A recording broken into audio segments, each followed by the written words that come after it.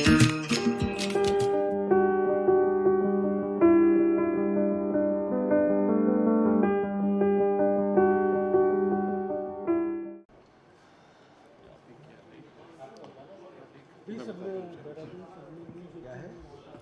Afternoon. अभी Pankaj sir ने बात कही कि हम 2 दिन से ऐसा लग रहा है कि मरसिया पढ़ रहे हैं, लेकिन ये जो टॉपिक है जिस पर हम the topic that we are going to discuss today, the topic is information warfare. It includes misinformation, disinformation and fake news.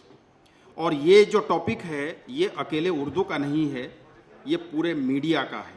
और ये वो टॉपिक है जो मीडिया, आने वाला जो दौर है मीडिया का, उसमें मीडिया कहाँ जाएगा, देश को कहाँ ले जाएगा, समाज को कहाँ ले जाएगा, ये एक बहुत बड़ी चुनौती मीडिया के सामने है। और ये इतना इम्पोर्टेंट टॉपिक डिस्कस करने के लिए हमारे साथ आज हैं कमर वाहिद नकवी साहब, वरिष्ठ पत्रकार हैं, डॉक्टर कुर्बान अली साहब हैं, डॉक्टर नहीं हो यार, श्रीमान श्री पुरंजय गुहा ठाकुरता साहब हैं, श्री सिद्धार्थ वरदराजन हैं, अवधेश कुमार मिश्रा हैं। सभी वरिष्ठ पत्रकार हैं और निश्चित रूप से सभी इस विषय के जानकार हैं। तो मुझे लगता है कि जो बातचीत, जो लबोलवाब यहाँ से निकलेगा लास्ट में, उसमें से कुछ बहुत अच्छी जानकारी पूरे मीडिया के लिए निकलेगी। मैंने मीडिया 30 साल पहले ज्वाइन किया था और आज भी मैं देखता हूँ प्रिंट मीडिया की जब हम बात करते हैं तो वहाँ पर एक गेट कीपर होता है, यानी कितनी इन्फॉर्मेशन देनी है और कितनी नहीं देनी है, किस बैलेंस के साथ देनी है, वहाँ डिसाइड करने का एक बहुत रिस्पॉन्सिबल पर्सन होता है। लेकिन आज जो डिजिटल मीडिया है, ख़ासतौर से सोशल मीडिया, उसमें इस प्रकार का कोई गेट कीपिंग सिस्टम नहीं है। इसलिए कुछ भी इन्फॉर्मेशन डाल दी जाती है, भले ही कुछ देर बाद डिलीट करनी पड़ जाए। तो उसके, लेकिन जब तक वो इन्फॉर्मेशन डिलीट करते हैं, जब तक हम उसे कंफर्म करते हैं, वो बहुत डैमेज कर चुकी होती है, पूरी दुनिया में डैमेज कर चुकी होती है। और कई बार तो देश को, समाज को एक बहुत बड़े भंवर में फंसाने की कोशिश हो जाती है। वो जानबूझकर नहीं होती कई बार, लेकिन कई बार अनजाने में भी हो जाती है। और इसमें एनसीआरबी का जो डेटा है उसमें बताया गया है कि 2020 में फेक न्यूज़ में 214% की इंक्रीज़ हुई है। ये एक चिंता की बात है। और अब जो एक बात जो चिंता में डालती है, मैं सर इसलिए विषय रख रहा हूँ, सभी पैनलिस्ट से मेरा अनुरोध है कि मैं थोड़ा विषय अभी बता रहा हूँ। जो क्वेश्चन आंसर हमने पिछले सेशन में लिए, वो फॉर्मेट को थोड़ा हम बदल रहे हैं। I would request every panelist to speak for 5 minutes, और लास्ट में कुछ क्वेश्चंस अगर बचेगा तो हम क्वेश्चन ले लेंगे और ऑडियंस का भी हम क्वेश्चन ले लेंगे।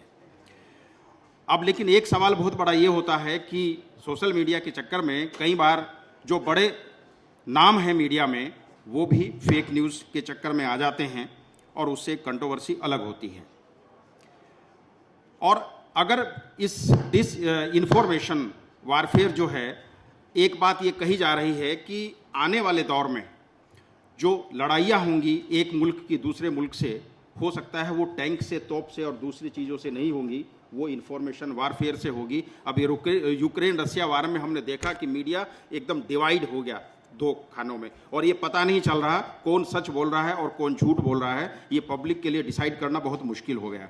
तो इसलिए आने वाले दौर में जब मेटावर्स की बात हो रही है, 5G आने वाला है, उस दौर में अगर हमने कोई स्ट्रॉन्ग मैकेनिज्म क्रिएट नहीं किया मिस इन्फॉर्मेशन, डिसइन्फॉर्मेशन और फेक न्यूज़ को कर्ब करने के लिए, तो एक बहुत बड़ी समस्या हमारे सामने आने वाली है। और सवाल ये भी है, इफ फिनलैंड कैन डू, अगर फिनलैंड अपने लोगों को अवेयर कर सकता है और इस चैलेंज को बहुत हद तक कंट्रोल कर सकता है, तो हम क्यों नहीं कर सकते। These are some of the questions that we would like to discuss today. I first request Siddharth Varadarajan sir to please share his thoughts. बहुत बहुत शुक्रिया प्रमोद जी। और मैं मनु मौलाना आज़ाद नेशनल यूनिवर्सिटी के तमाम जो ऑर्गेनाइजर्स हैं उनको मैं शुक्रिया अदा देना चाहूँगा कि ऐसे इवेंट उसको ऑर्गेनाइज़ किया और उसमें मुझे शरीक होने का मौका दिया। आज का जो टॉपिक है इस सेशन का, वो information war, fake news, disinformation, misinformation, बेहद एक दिलचस्प टॉपिक है। और उसमें मेरा जो है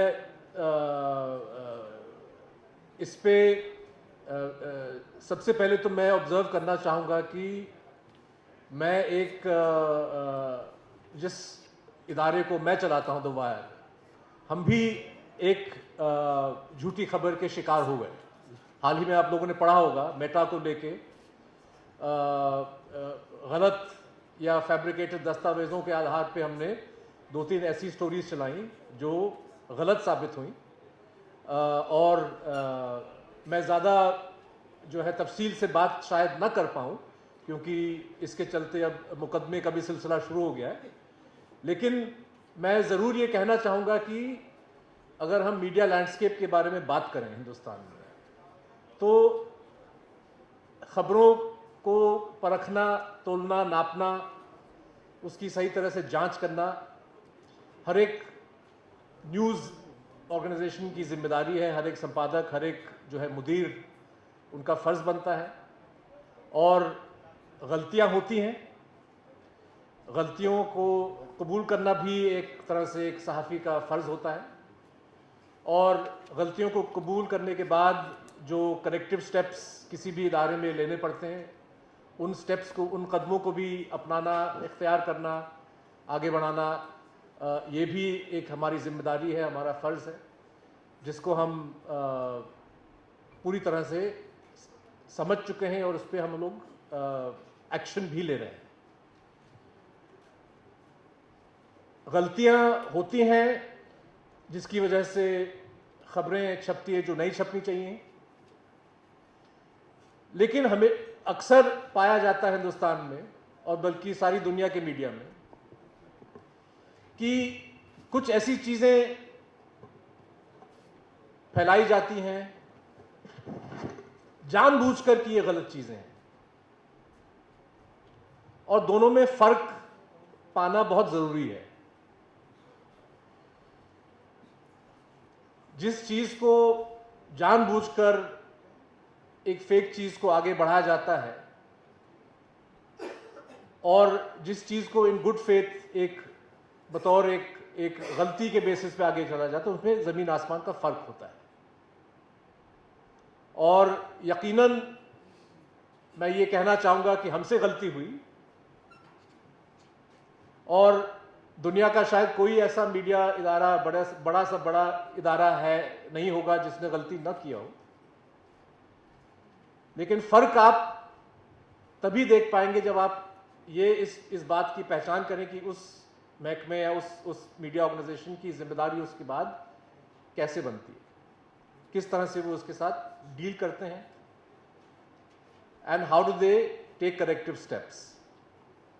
और मुझे लगता है कि जिस तरह से हम लोगों ने इसका अपने जो रीडर्स हैं, अपने जो दर्शक हैं, जो नाजरीन हैं, जो हमारे वीडियो चैनल के, उन तमाम लोगों को जिस तरह से हमने कॉन्फिडेंस में लिया कि भाई हमसे गलती हुई, मुझे लगता है कि अगर कोई ऐसी गलती होती है मीडिया इदारे से, तो यही एक तरीका होता है ताकि जिससे आप उसकी भरपाई कर सकें। लेकिन मैं एक और बात जोड़ना चाहूँगा कि गलती को कबूल करने का और डील करने का अगर एक सही तरीका है,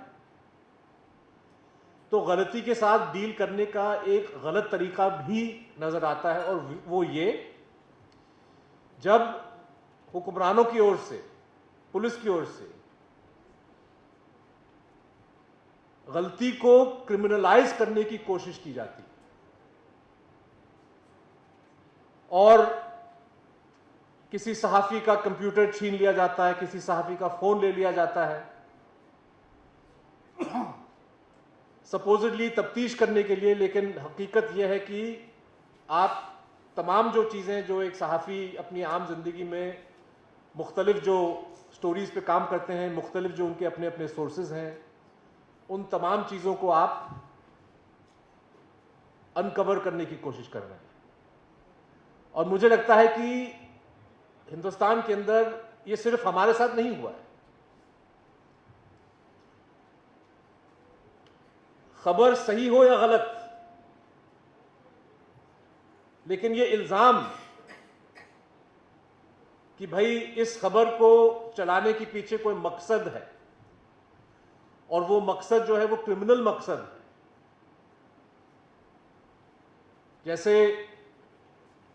जुबैर के साथ हुआ ऑल्ट न्यूज में, जैसे ऐसे बहुत सारे मिसाल हैं। आपको याद होगा साल 1.5 साल पहले एक ऐसा केस उठा उत्तर प्रदेश में, जहां पे एक बुजुर्ग साहब ने इल्जाम लगाया कि भाई मेरी दाढ़ी नोची गई, बल्कि बाकायदा वीडियो भी चला और उनके साथ बदतमीजी की गई, कुछ अश्लील शब्दों का प्रयोग किया गया और उन्होंने बाकायदा वीडियो में अपना बयान दिया। अब वो एक विक्टिम है क्राइम के, बतौर एक विक्टिम उन्होंने अपना बयान दिया, बयान उन्होंने वीडियो पे सुनाया, उस वीडियो के बेसिस पे बहुत सारे लोगों ने ट्वीट किए, उस वीडियो के बेसिस पे बहुत सारे लोगों ने खबरें बनाई, लेकिन पुलिस ने जो है, हो सकता है कि वो पुलिस थोड़ी सी एम्बैरेस हो गई कि इतना बड़ा कांड हो गया, एक बुजुर्ग शख्स के साथ ऐसा बर्ताव हुआ उत्तर प्रदेश में, तो ऐसा नहीं होना चाहिए था। तो उस बुजुर्ग साहब के बयान को उलट फेरने के लिए, मतलब उसको डिस्प्रूव करने के लिए उन्होंने एक अपनी कोई और कहानी बता दी कि कुछ लड़कों को गिरफ्तार किया और उन लड़कों के बयान के बेसिस पे उन्होंने कहा कि भाई ये सज्जन, ये जो साहब है ये झूठ बोल रहे हैं, और जिन लोगों ने ट्वीट किया, जिन लोगों ने खबरें बनाई, उस शख्स के बयान पे उन पे जो है मुकदमा 153 का, 505 का, मुख्तलिफ जो है आईपीसी के दायरे में केसेस दर्ज किए गए। 1.5 साल पहले की बात है, वायर ने, आपको याद होगा, दिल्ली में एक किसान आंदोलन के चलते ट्रैक्टर से गिर के फौत हुए, उनका इंतकाल हुआ। किसानों ने इल्जाम लगाया और उनके परिजनों ने इल्जाम लगाया कि उनको गोली लगी थी। पुलिस वालों का कहना था कि एक्सीडेंट में ये लड़का मरा। हमारी एक रिपोर्टर है, उन्होंने उस लड़के के ग्रैंडफादर का इंटरव्यू किया और ग्रैंडफादर ने कहा कि भाई गोली लग के मरी, मतलब गोली लगा इसलिए वो मरे, और केस जो है रिपोर्टर पे लग गया कि भाई आप 153, आप दोनों समुदायों के बीच में लड़ाई करने की कोशिश कर रहे हैं। बहरहाल वो केस डिसमिस हो गया। इलाहाबाद हाई कोर्ट ने कहा कि ये कोई केस नहीं बनता। लेकिन रिपोर्टिंग को अगर क्रिमिनलाइज करने की कोशिश की, और दूसरी ओर पे बहुत सारे इतने फेक न्यूज चलते हैं, बेहद खतरनाक फेक न्यूज, जैसे हमारे चेयरमैन साहब ने कहा कि यहां तक कि एनसीआरबी में उसका रिफ्लेक्शन पड़ता है, जहां पे दंगे फसाद को जो है क्रिएट करने की कोशिश की जाती है। उन तमाम खबरों पे, उन तमाम खबरों के जो रचनाकार्य हैं, उन पे कोई कार्रवाई नहीं ली जाती। तो अगर हम डिसइंफॉर्मेशन की बात करें हिंदुस्तान में आज के मौजूदा हालात में, तो मुझे लगता है कि ये जो एप्लीकेशन ऑफ लॉ जिस तरह से होता है, ये सहाफियों के लिए, न्यूज़ ऑर्गेनाइजेशंस के लिए एक बहुत बड़ा एक चैलेंज के रूप में खड़ा हुआ है। और इस खतरे को पहचानना, इस खतरे से हम कैसे जूझें, मुझे लगता है कि एक बहुत बड़ी हम लोगों के लिए चुनौती है। इसी के साथ मैं अपनी बात यहाँ ख़त्म करूँगा। थैंक यू सर, आपने बहुत बढ़िया बात कही, खतरे को पहचानना, और आपने दो बात और बहुत अच्छी की, मुझे लगता है जो सोल्यूशन की ओर हमें ले जाती हैं। गलतियों को कबूल करना और करेक्टिव स्टेप्स लेना, टाइमली करेक्टिव स्टेप्स, मुझे लगता है it indicates towards the solution. Thank you sir. Now I request Shri Paranjoy Guha Thakur. धन्यवाद प्रमोद जी, धन्यवाद मौलाना आज़ाद, नेशनल उर्दू यूनिवर्सिटी, आप सब लोग हमें बुलाया और हमारा देखभाल अच्छी तरह से आपने किया, तो मैं आभारी हूँ। जिस विषय के ऊपर अभी बातचीत हो रही है अत्यंत महत्वपूर्ण है, और ऐसा नहीं है कि हाँ, झूठा खबर, खराब खबर, नफरत भरा खबर जिसका वितरण हो रहा है, ये नया है, बहुत दशक से चल रहे हैं। नया क्या है? नया है कि आज सोशल मीडिया का माध्यम से, इंटरनेट के माध्यम से आप जिस रफ्तार से इतने लोगों के पास ये झूठा खबर, गलत खबर, फेक न्यूज़ पहुंचाएंगे, ये कभी पहले संभव नहीं था। इसका कारण है कि आज इंटरनेट पूरा विश्व में, अगर 800 करोड़ लोग हैं समझ लीजिए, इसके 70-80% लोग आज इस्तेमाल कर रहे हैं। बहुत कम लोग अभी नहीं इस्तेमाल कर रहे हैं, समझ लीजिए। भारतवर्ष जैसे देखिए, कुछ मैं आंकड़ा आपके सामने देना चाहता हूँ। हमारे देश में आज विश्व के सबसे ज़्यादा लोग भारतवर्ष में रहते हैं, 140 करोड़ के आसपास, चीन से भी ज़्यादा हो गया। आप TRAI का वेबसाइट में चले जाइए, telecom regulatory authority of India, और आप देखिए उसमें कितना सब्सक्राइबर्स है मोबाइल फ़ोन्स की, यानी कि भारतवर्ष में कितने सिम्स है, SIM, सब्सक्राइबर आइडेंटिटी मॉड्यूल। आप आश्चर्य हो जाएंगे कि 120 करोड़ के आसपास, 140 करोड़ लोग हैं हमारे देश में और 120 करोड़ सिम है। ठीक है, बहुत सिम नहीं चल रहे हैं, बहुत लोगों के पास 2 सिम है। शायद हमारे देश में अभी ये जो मोबाइल फ़ोन्स है, सेलुलर फ़ोन्स है, जो चलायमान दूरभाष यंत्र है, लगभग 75 से 80 करोड़ है। इसमें लगभग 80 टेलीफोन बहुत स्मार्ट है, अत्यंत चालाक है, इंटरनेट आप इस्तेमाल कर सकते हैं। तो व्हाट्सएप आज खुद बोल रहे हैं कि भारतवर्ष में उनके पास, उनके यूज़र्स है, जो उपभोक्ता है, लगभग 50 करोड़ के आसपास, उससे ज़्यादा भी हो सकता है। तो जैसे रवीश कुमार बताते हैं, पूरा हमारे देश के युवाओं, उसका शिक्षा मिल रहा है व्हाट्सएप विश्वविद्यालय में।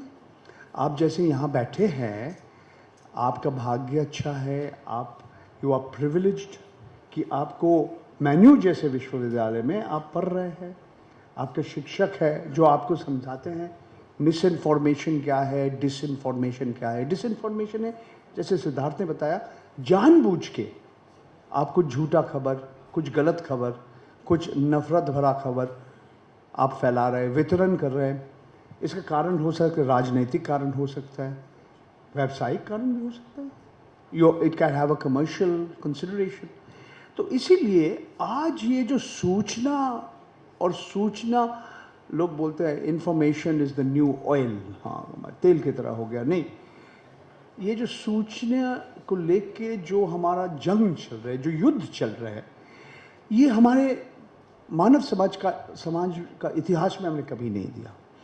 और ये भी आपको याद होना चाहिए कि लगभग 5-6 ऐसे संस्था है जो बहुराष्ट्र संस्था है, इसके ऊपर एकदम उनके कब्जा है, नियंत्रण इन्होंने कर रहे, दे हैव अ मोनोपोली। मैं दो संस्था के बारे में कहना चाहता हूँ। एक है अल्फ़ाबेट। अल्फ़ाबेट के सारे गूगल के जितने सेवा है अल्फ़ाबेट चलाते, उन्हीं कंपनी का है। यूट्यूब इनका है। और बहुत लोग, इतना उनको मालूम नहीं है कि आपका जो मोबाइल फ़ोन में जो ऑपरेटिंग सिस्टम है, एंड्रॉयड ऑपरेटिंग सिस्टम, जो लगभग 80-85% जो विश्व में टेलीफोन्स है उसमें एंड्रॉयड सिस्टम है। अब इनका मालिक भी है अल्फ़ाबेट। एक और कंपनी देखिए, मेटा, फेसबुक, इंस्टाग्राम और व्हाट्सएप। सिर्फ ये 2 संस्था कितने लोग, आप क्या पढ़ रहे हैं, क्या सुन रहे हैं, क्या देख रहे हैं। सिर्फ ये नहीं है कि आपका कौन सा पोशाक पहचानते हैं, कौन सा गाना पसंद करते हैं, आप मोहम्मद रफ़ी पसंद करते हैं या किशोर कुमार पसंद करते हैं, या आपको कौन सा खाना पसंद है, आपको डोसा पसंद है या नूडल्स पसंद, ये नहीं, आपका दिमाग के अंदर क्या जा रहा है। They have got into your mind. आपका सोच क्या है, आपका राजनीतिक विचारधारा क्या है, आप किसके लिए वोट दे सकते हैं, आपका व्यवहार पहले से they are trying to predict your behaviour. This is the new the era of surveillance capitalism. ये पूंजीवाद का एक नया स्वरूप आप देख रहे हैं, जो हर व्यक्ति की फोन के अंदर क्या है. आज सिद्धार्थ, मेरा फोन के अंदर पेगासस घुस गया. सरकार, भारत सरकार नहीं कह रहे हमने खरीदा, ये नहीं कहा. सुप्रीम कोर्ट, सबसे उच्च न्यायालय, कहा कि भारत सरकार हमारे साथ मदद करने के लिए तैयार नहीं है, नहीं कहने चाह रहे कि हमने खरीदा या नहीं करे. पहले आप बताइए, आप वो चीज़ लिया कि नहीं. नहीं, ये राष्ट्र सुरक्षा का मुद्दा बन जाता है. बाबा तुम बोलो ना, तो हम हाँ लिया कि नहीं, हाँ या ना बोलो. वो हमारे सॉलिसिटर जनरल साहब तुषार मेहता जी बोला हाँ भी नहीं कह रहे, ना भी नहीं कह रहे. सुप्रीम कोर्ट का कमेटी बोल रहे कि government is not cooperating with us. वो लिफाफे के अंदर चला गया. अब दोबारा क्या है उसमें हमें मालूम नहीं है. जांच हुआ, सिद्धार्थ का फ़ोन, मेरा फ़ोन, बहुत सारे लोगों का फ़ोन. तो ये आज जो सूचना का युद्ध जो चल रहा है, जो जंग चल रहा है, ये युवाओं के लिए अत्यंत खतरनाक है. आपका भाग्य अच्छा है, आपको शिक्षा मिल रहा है, और युवाओं को सिखाइए. हमारे देश में 140 करोड़ में आधा से आसपास लोग 25-26 साल के कम हैं. चीन में अलग बात है. चीन का जो हम बोलते हैं median age, what is the maximum number of Indians, what is the age, 27-28 के आसपास. चीन में ये है 38 के आसपास. तो युवाओं के लिए आज ये अत्यंत महत्वपूर्ण हो गया कि आपको मालूम करना चाहिए क्या सच है, क्या झूठ है, क्या जानबूझ के किसी ने कुछ गलत खबर क्यों दे रहा है. आज जितने हिंदू मुस्लिम दंगा हुए है, इसके पीछे एक व्हाट्सएप का मैसेज मिल जाएगा. जो मॉब लिंचिंग केस होगा, हर मॉब लिंचिंग केस में आप एक व्हाट्सएप का मैसेज, और व्हाट्सएप बोल रहे हैं हमें तो मालूम नहीं है कौन किया, कौन तैयार किया, सरकार को बताने के लिए, किसी को बताने के लिए तैयार. तो you are seeing a new era. ये एक नया युग से हम आज जी रहे हैं, जो आपका जागरूकता, आप क्या मिस इन्फॉर्मेशन है, क्या सच है, क्या झूठ है, जो अंग्रेजी में हम कहते हैं पोस्ट ट्रूथ, सच्चाई के बाद एक नया युग में हम जी रहे हैं. तो आपको इस विषय के ऊपर जानकारी होना चाहिए, और बाकी युवाओं को आप सिखाइए, उनको समझाइए कितना खतरनाक हो गया आज ये सूचना का ये जंग. धन्यवाद प्रमोद जी. बहुत बहुत अहम जानकारी आपने दी है. एरा ऑफ सर्विलांस, व्हाट्सएप से फेक न्यूज़ फैल जाएगी और बाद में किसने फैलाई ये कोई बताता नहीं, और फिर वो कहते हैं कि हम अपने कानून से चलेंगे, आपका कानून हम क्यों माने. ये भी एक बहुत बड़ा चैलेंज है. आपने अल्फ़ाबेट की बात की है, YouTube, Meta, Instagram, Facebook, WhatsApp, ये सारी कंपनीज जिस प्रकार से एक मोनोपोली इनकी हो गई है, वो एक बहुत बड़ा चैलेंज हम सब के सामने है. नाउ आई रिक्वेस्ट कुर्बान अली साहब. शुक्रिया प्रमोद जी, डायस पे बैठे मेरे साथी लोग, ख़वातीन व हज़रात. जो आज का टॉपिक है miss information, disinformation and fake news, उसके बारे में आपने दो मुमताज़ शख्सियात को सुना, और इनसे बेहतर मैं समझता हूँ कि हिंदुस्तान में कोई हो नहीं सकता इस सब्जेक्ट पे बोलने वाला. और कमर वहीद नकवी साहब भी हैं हमारे साथ, एमिनेंट जर्नलिस्ट, वो भी आपको अपनी राय इस बारे में देंगे. मैं कुछ अपने ज़ाती तजर्बे और जो ख़ुद पे गुज़री है उसके हवाले से बात करूँगा. कि ये तो ठीक है, आज सोशल मीडिया आ गया, व्हाट्सएप आ गया, ट्विटर आ गया, फेसबुक आ गया, लेकिन जब ये कुछ नहीं था और उस वक्त सरकार की तरफ से लोगों को निशाना बनाया जाता था सच्चाई बताने के लिए के ख़िलाफ़. मैं आपको बताता हूँ कि 1982 में मैं अलीगढ़ में यूनिवर्सिटी में स्टूडेंट था, और उस वक्त मैंने एक ख़बर लिखी. एक उर्दू हफ्तरोज़ा होता था, हुजूम, जावेद हबीब साहब उसको निकालते थे दिल्ली से, और मैंने उसमें एक आर्टिकल लिखा जो प्राइम मिनिस्टर इंदिरा गांधी के ख़िलाफ़ था, और मैंने उसमें लिखा कि इंदिरा गांधी कम्युनल हो गई हैं, हिंदू कार्ड खेल रही हैं। और जम्मू कश्मीर के इलेक्शन हुए थे, उसके बाद ये आर्टिकल मैंने लिखा था। नतीजा क्या हुआ कि फ़ौरन साहब मेरे ऊपर सेडिशन का मुकदमा हो गया, मेरे और मेरे एडिटर के साथ। और अभी जो दफ़ाएँ बताई सिद्धार्थ ने, 151A, 505, वो सब लागू कर दी गई। वो मुकदमा चला साहब। अच्छा, और वो मुकदमा किसने दायर किया था? होम मिनिस्ट्री ने, in consultation with law ministry. Delhi के श्रीनिवासपुरी थाने में FIR हुई। 25 साल वो मुकदमा चला। लोअर कोर्ट से हमें सज़ा हो गई 3 साल की, देशद्रोही। उसको फिर हमने चैलेंज किया हाई कोर्ट में, वहाँ से हमें राहत मिली 2007 में जाकर के। तो ये तो है सिलसिला, एक मैंने केस बताया। इसके अलावा जब हमारे मुल्क में इमरजेंसी लगी 1975 में, तो हज़ारों लोगों को, 1 लाख से ज़्यादा लोगों को जेलों में बंद कर दिया गया फ़र्ज़ी मुकदमों के इल्ज़ाम में। उनमें मेरे वालिद भी थे जो 19 महीने जेल में रहे। उनके ऊपर इल्ज़ाम था कि वो रेल की पटरी काट रहे थे। 60 साल की उम्र में वो रेल की पटरी काट सकते हैं। ये खैर, वो एक अलग दौर था, अलग चीज़ थी।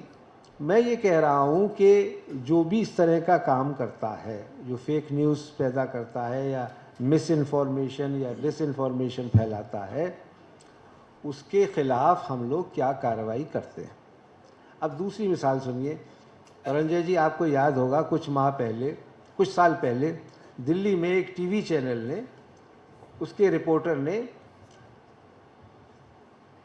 एक अपने एडवेंचरिज्म में एक टीचर को बता दिया कि साहब ये तो अपनी स्टूडेंट के साथ पेशा कराती हैं। और नाम उमा खुराना। और जो टेलीविजन चैनल, अब उसका अपराधी का नाम बताना ठीक नहीं है। उस घटना से दिल्ली में दंगा हुआ, गोली चली, काफ़ी लोग ज़ख्मी हुए और 6 महीने के लिए वो टीवी चैनल ऑफ एयर किया गया। अगर इस तरह की चीज़ें होने लगें तो तब तो इस पर पार पाया जा सकता है फेक न्यूज़ पर। लेकिन यहाँ तो खुला खेल फर्रुखाबादी है। कोई हर आदमी फ्रीडम ऑफ स्पीच के नाम पे कुछ भी कहने के लिए तैयार है। हमारे यहाँ बुज़ुर्ग जर्नलिस्ट सतीश जैकब साहब बैठे हुए हैं, उस्ताद भी हैं हमारे। BBC में हमें साल में 2 बार ट्रेनिंग दी जाती थी कि साहब जब तक खबर कंफर्म ना हो, 2 एजेंसी से कंफर्म ना हो, या आपका कॉरेस्पोंडेंट ख़ुद ज़ाती तौर पे ऐनी शाहिद ना हो, तब तक उस खबर को ब्रॉडकास्ट नहीं किया जाता। और अगर मैं गलत नहीं हूँ तो सतीश साहब, जब इंदिरा गांधी के असैसिनेशन की खबर आपने दी, वो कुछ देर के लिए होल्ड की गई और आपसे कंफर्मेशन लिया गया और उसके बाद ब्रॉडकास्ट किया गया। तो जब तक ये सिलसिला नहीं होगा कि हमको कुछ भी खबर देनी और हमारा कौन को क्या बिगाड़ लेगा। कुछ साल पहले 2-3 टीवी चैनल्स ने एक खबर चलाई, 2-3 दिन तक वो चली, कि खुर्जा में कुंजी लाल नाम का एक आदमी 4 बजे मरने वाला है। और वो साहब उसके लेकर के एक पूरा यूफोरिया क्रिएट किया गया। कुंजी लाल को ना मरना था, ना मरा वो 4 बजे। और उसके बाद से सब लोग ऐसे गायब हो गए कि जैसे गधे के सिर से सींग। तो कोई कोड ऑफ कंडक्ट होगा कि नहीं होगा, जो ऑर्गेनाइजेशन बने कि साहब ब्रॉडकास्टिंग अथॉरिटी, वो जर्नलिस्ट की, वो अपने लोगों के ऊपर कोई कार्रवाई करने के लिए तैयार नहीं है। उनके लिए वो फ्रीडम ऑफ स्पीच और एक्सप्रेशन में दखलंदाजी का मामला हो जाता है।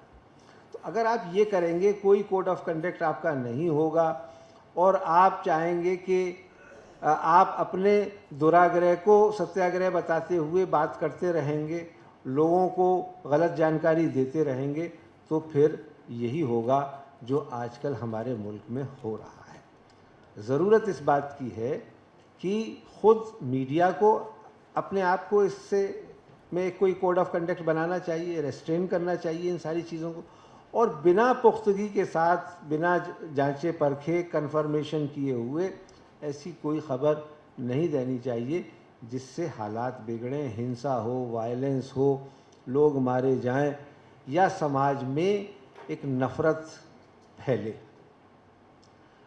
अब हेट स्पीच को लेकर के आजकल बड़ा सिलसिला चल रहा है।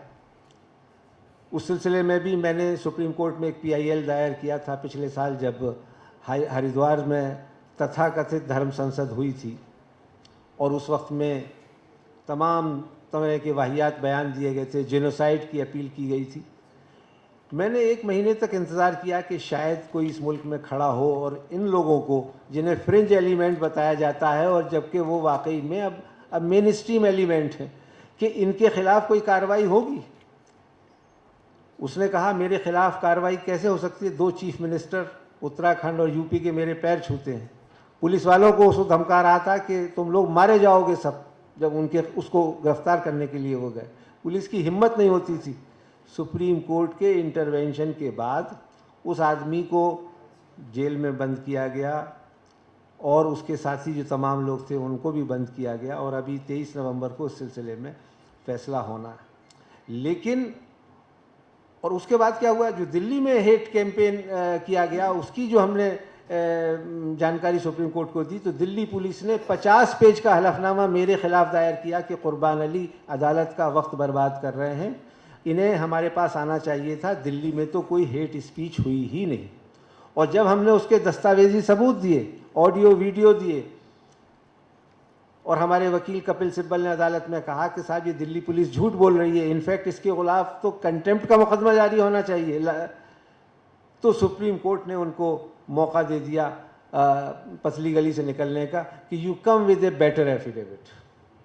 और वही एफिडेविट 1 हफ्ते बाद बदल गया और उसमें उन्होंने सारी वो बातें कबूल कर ली जो हमने अपने PIL में कही थी और हमने जो कोर्ट में दायर की थी। तो सवाल ये कि हम अपने आप को दुनिया की सबसे बड़ी डेमोक्रेसी, हम अपने आप को सबसे बड़ा फ्री मीडिया, फ्री स्पीच और एक्सप्रेशन, इसकी बात करते हैं, लेकिन जो चीज़ें हो रही हैं उन्हें रोकने की ना तो समाज की तरफ से कोई कोशिश हो रही है और हुकूमत से तो खैर उम्मीद ही क्या करना कि वो कोई भी ऐसा काम करेगी जिससे उसकी सियासत पर असर पड़े, उसके ग्राफ बढ़ने पर असर पड़े, उससे क्या उम्मीद की जा सकती है। लेकिन हाँ, हम सब लोग जो अपने आप को सिविल सोसाइटी का नुमाइंदा कहते हैं, हमें भी कम से कम अपने गिरेबान में झांक करके देखना चाहिए और अपने ज़मीर अगर कुछ बचा है और वो मलामत करता है तो उसकी आवाज़ सुननी चाहिए और उसको लेकर के जहाँ जहाँ जिस जिस तरीक़े से इस मामले को चैलेंज किया जाए, चैलेंज किया जाना चाहिए। क्योंकि अगर हम सब लोग हाथ पे हाथ धरे हुए बैठे रहेंगे तो फिर कोई पैगंबर नहीं आने वाला है, कोई फरिश्ता नहीं आने वाला है। जो कुछ भी नुकसान होगा वो होगा। हम अपने पड़ोसी मुल्कों का हाल देख चुके हैं।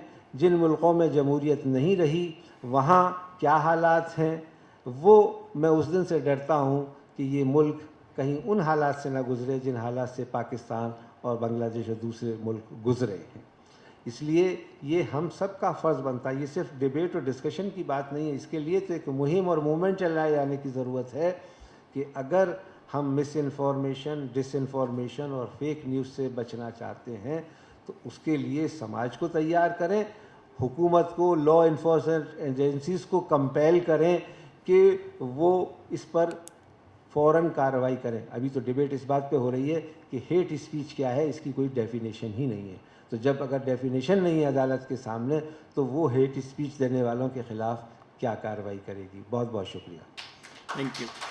आपने कोड ऑफ कंडक्ट की बात की है, सेल्फ रेगुलेशन। मीडिया के पास तो बहुत सारे सेल्फ रेगुलेशन हैं पहले से, और मीडिया में बहुत सारे लोग हैं, सेंसिबल लोग हैं जो इस विषय में सोचते रहे हैं। आपने BBC की बात की है, बहुत सारी तमाम न्यूज़ एजेंसी हैं, मीडिया इंस्टीट्यूशंस हैं जो जिनके यहाँ ये रूल है कि जब तक खबर कंफर्म नहीं होगी तब तक वो ब्रॉडकास्ट या प्रिंट नहीं होगी, और गेट कीपर सिस्टम में भी यही होता था। आपने एक बहुत अच्छी बात सर ये कही है, अवेयरनेस की बात आपने कही है, पब्लिक अवेयरनेस, ये एक बहुत बड़ा सवाल है। Thank you. Now I request Qamar Waheed Naqvi sahab. शुक्रिया मोहम्मद जी। ये जो टॉपिक है ये बहुत इम्पॉर्टेंट है और बहुत वास्ट है और इसके बहुत से डायमेंशन हैं, वो शायद इतनी कम टाइम में ना डिस्कस हो पाए। बहरहाल मैंने थोड़ी सी ग्रेजुएशन में साइकोलॉजी पढ़ी थी और उसके बाद मेरा थोड़ा इंटरेस्ट इस विषय पर हुआ और मैं अक्सर पढ़ता रहता हूँ। और साइकोलॉजी एक ऐसी चीज़ है जो एक बहुत ही पोटेंट टूल है जो ह्यूमन माइंड को कंट्रोल कर सकता है। साइकोलॉजी सिर्फ ह्यूमन माइंड की स्टडी नहीं है, बल्कि उस स्टडी से जो कंक्लूज़न निकलते हैं वो कंक्लूज़न से आप ह्यूमन माइंड को एक तरफ डाइवर्ट कर सकते हैं या दूसरी तरफ डाइवर्ट कर सकते हैं। और बहुत ज़माने तक जो मार्केटिंग एजेंसियां थीं, जो एडवर्टाइजिंग एजेंसियां थीं, उन्होंने इस साइकोलॉजिकल टूल का इस्तेमाल किया। तो मैं जब फेक न्यूज़ को देखता हूँ या मिस इन्फॉर्मेशन डिसइन्फॉर्मेशन को देखता हूँ तो मेरे दिमाग में पहला सवाल आता है कि क्या ये स्पॉन्टेनियस है, क्या ये यूं ही हो रहा है, या इसका कोई इंटेंट है, इसका कोई मोटिव है। और अगर कोई चीज़ इतने बड़े पैमाने पे हो रही हो और पूरी दुनिया में हो रही हो, हिंदुस्तान तो खैर बहुत ही ज़्यादा है, तो जाहिर सी बात है कि ये एक ऑर्गेनाइज सेटअप है, ये कोई स्पॉन्टेनियस सेटअप नहीं है जहाँ किसी एक आदमी ने कुछ कर दिया, किसी एक आदमी ने कुछ कर दिया। ये पूरी एक स्ट्रेटेजी है जहाँ पे हम नैरेटिव मैन्युफैक्चर करते हैं और नैरेटिव मैन्युफैक्चर करके सोसाइटी को या लोगों को उनके माइंड को कंट्रोल करने की कोशिश करते हैं ताकि वो एक ख़ास तरीके से ही सोचें जो कि उनकी जो पावर में है उनके मोटिव को फलीभूत करे। तो इसमें एक डायमेंशन तो ये है और मैं अभी बताऊंगा कि कैसे ये एक्चुअली ह्यूमन कंडीशनिंग का मामला है। और मैं 1996 में न्यूयॉर्क यूनिवर्सिटी के कुछ साइकोलॉजिस्ट, मैं नाम भूल गया, कल से ढूंढ रहा था, मिला नहीं मुझे, उन्होंने एक छोटा सा एक्सपेरिमेंट किया था। एक क्लासरूम 50 बच्चों का क्लासरूम, 25-26 साल के बच्चे, उनको 2 बैच में बांटा। बहुत सिंपल एक्सपेरिमेंट था। एक बैच को जो वर्ड दिए वो थोड़े एग्रेसिव वर्ड थे, थोड़े क्रूएल वर्ड थे, थोड़े हार्ड वर्ड थे। उनसे कहा कि भाई आपको 15 मिनट में इन वर्ड्स से जेन्युइन सेंटेंसेस बनाने हैं, जितने सेंटेंसेस आप बना सकें। दूसरे बैच को, उसी एज ग्रुप के, उसी क्लास के दूसरे बैच को सॉफ्टर वर्ड दिए, पोलाइट वर्ड दिए और उनसे कहा कि आपको जो 15 मिनट में जितने आप सेंटेंसेस फॉर्म कर सकते हो कर दीजिए।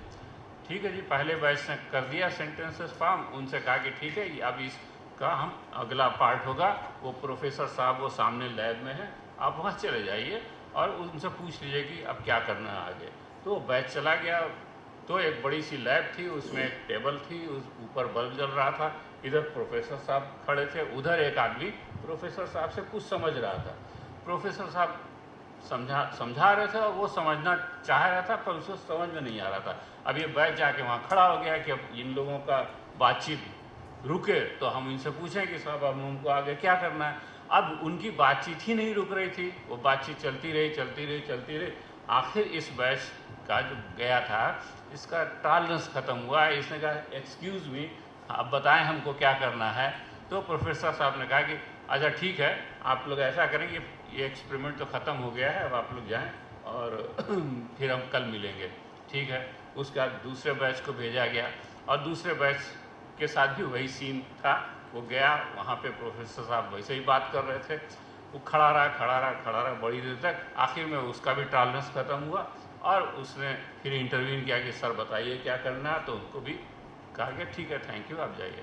अब ये एक्सपेरिमेंट का नतीजा क्या था? ये एक्सपेरिमेंट का नतीजा ये था कि जिस ग्रुप को एग्रेसिव वर्ड दिए गए थे उस ग्रुप का टॉलरेंस 5 मिनट कुछ सेकंड में खत्म हुआ, और जिस ग्रुप को सॉफ्टर और पोलाइट वर्ड दिए गए थे उस ग्रुप का टॉलरेंस 9 मिनट समथिंग में खत्म हुआ। समझ रहे? ये है ह्यूमन कंडीशनिंग। और ये जो एक्सपेरिमेंट है ये एक ही बार नहीं हुआ, इसी तरह का दूसरा एक्सपेरिमेंट हुआ अलग क्लास में हुआ, एक ही क्लास में आधे बच्चों को, आधे स्टूडेंट को वर्ड्स दिए गए यूथफुल वर्ड, जवानी, जज्बा वगैरह, और आधे लोगों को वर्ड दिए गए जीरियाट्रिक, ओल्ड एज वगैरह। और उस एक्सपेरिमेंट सेम तरीका था, और उनसे कहा गया कि भाई ठीक है आप बनाए सेंटेंसेस बना के उनसे कहा कि थैंक यू जाइए। अब वो जहाँ पे एक्सपेरिमेंट हुआ था वहाँ से काफ़ी सीढ़ियाँ चढ़ के उनको नीचे आनी थी। सीढ़ियों पे ऑब्जर्वर खड़े थे जो टाइम नोट कर रहे थे। जिनको यूथफुल वर्ड दिए गए थे भाई साहब वो बहुत तेज़ी से सीढ़ियाँ चढ़ के उतरे, और जिनको जो है बुढ़ापे से उस तरह के वर्ड दिए गए थे उन्होंने काफ़ी टाइम लिया अपनी सीढ़ियाँ पार करने का। ये बहुत माइन्यूट चीज़ है जहाँ पर हम ह्यूमन माइंड को, आप सोचें कि केवल 15 मिनट कुछ वर्ड्स के साथ रहने से आपके माइंड की क्या स्थिति होती है।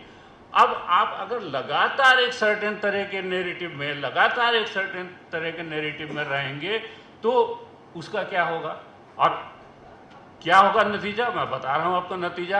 एक दूसरा एक्सपेरिमेंट है जो साइकोलॉजी का ही है, ब्रायन बुशमैन और रॉबेल ह्यूजमान ने किया, और ये 2006 का एक्सपेरिमेंट है।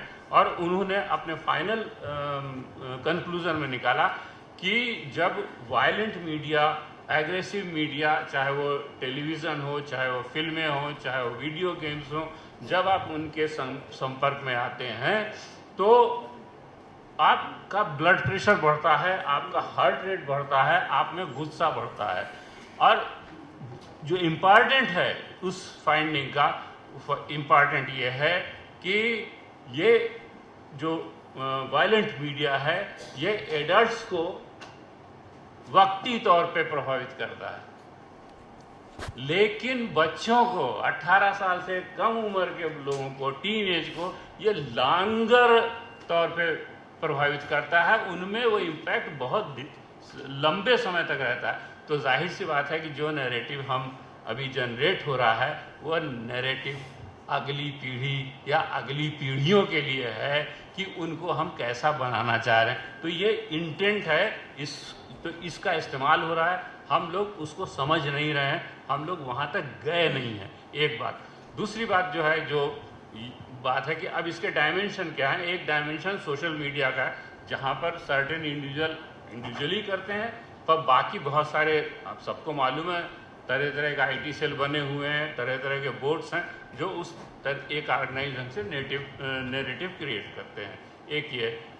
दूसरा डायमेंशन है मीडिया का, मेन स्ट्रीम मीडिया, जहाँ पर बात हो रही है कि गेट कीपर नहीं है या है। भाई सवाल ये है कि जब हम इंटेंटली उसको कर रहे हैं तो गेट कीपर है और गेट कीपर नहीं है, करेगा क्या? ऐसे तो टेलीविज़न के लिए भी न्यूज़ ब्रॉडकास्टिंग स्टैंडर्ड अथॉरिटी है, और अब तो एक और बन गई है जो अर्णब गोस्वामी के नेतृत्व में बनी है दूसरी। समझ रहे हैं? तो दो हो गई है ब्रॉडकास्टिंग स्टैंडर्ड्स अथॉरिटी, और उनमें से जो अर्णब गोस्वामी वाले के नेतृत्व से बनी, जिसमें 45 के करीब चैनल समथिंग, उनका क्या, वो कब क्या करते हैं हमको कभी समझ में नहीं आता। ये NBDA से तो तब भी थोड़ा बहुत कभी कभी आती है। तो ये जो सेल्फ रेगुलेटरी मैकेनिज्म है इसका ये हाल है।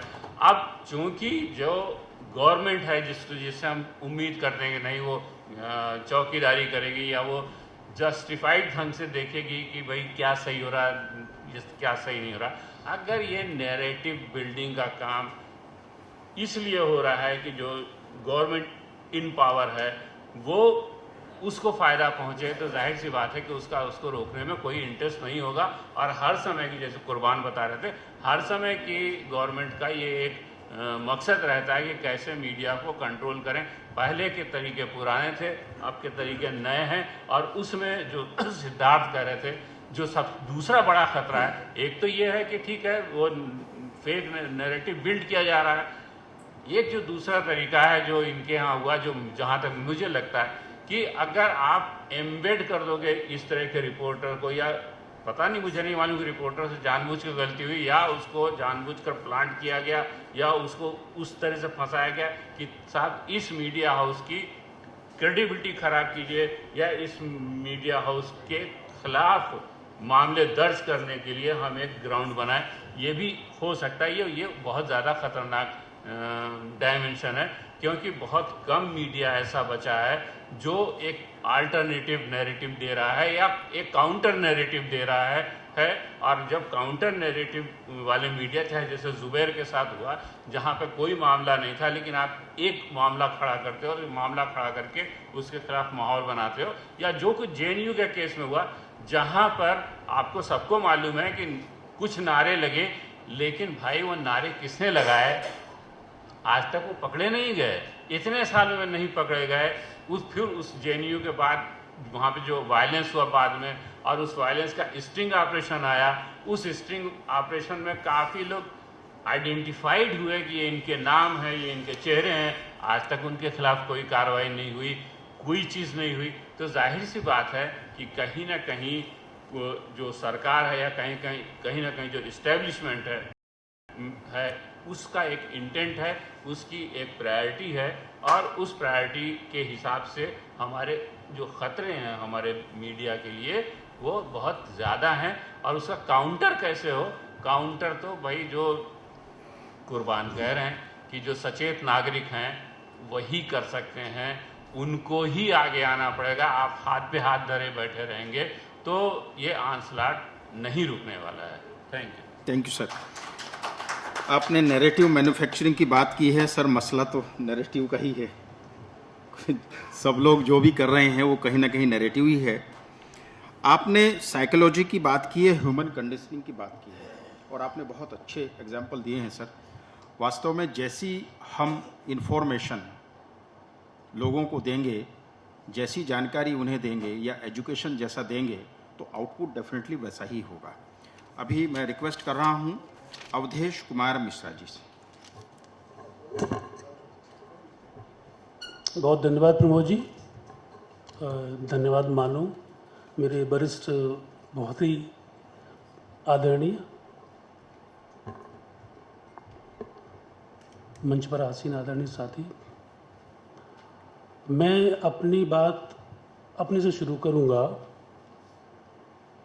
मैं अपने गांव में जब छोटा सा था तो मेरे घर के सामने मेन रास्ता है, फिर मेरे खेत है और खेत के आगे नदी है। एक दिन मैं नदी की तरफ चला गया तो मुझे रास्ते में हमारे जो घर के बड़े लोग थे वो पकड़ के ले आए और आकर के उन्होंने कहा कि कभी नदी पे मत जाना क्योंकि वहाँ मसान रहता है। मुझे नहीं मालूम मसान क्या होता है, भूत था, कोई प्रेत था, कौन था, लेकिन वो शायद पहली बार मुझे मिस इन्फॉर्म किया गया था। आज तक मुझे मसान नहीं मिला वहाँ, लेकिन वो पहली बार मुझे मिस इन्फॉर्म। लेकिन उसमें एक चीज़ मैंने जो समझा, उनमें एक इंटेंशन बड़ी एक अच्छी थी घर वालों की, शायद ये नदी पे जाया कहीं डूब न जाए। और मुझे तैरना भी नहीं आता कि मैं कभी नदी पे गया ही नहीं। उसके बाद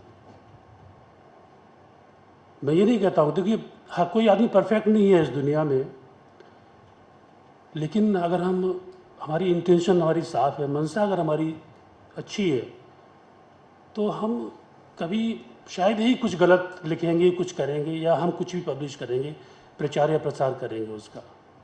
तो बात इंटेंशन की है यहाँ पर कि हम मिस इन्फॉर्म हो सकते हैं, हम मिस इन्फॉर्म कर भी सकते हैं और होता भी है।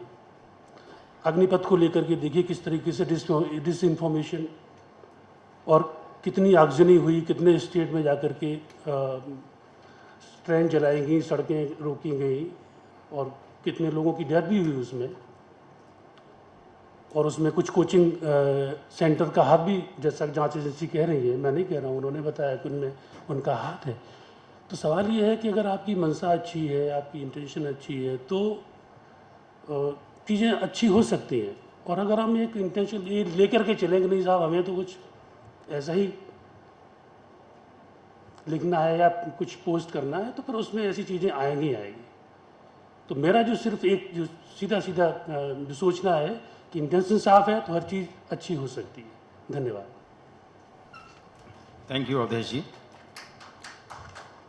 अभी ये सेशन ऐसा है जिसे हम कई घंटे चला सकते हैं और इतना इंटरेस्टिंग टॉपिक है।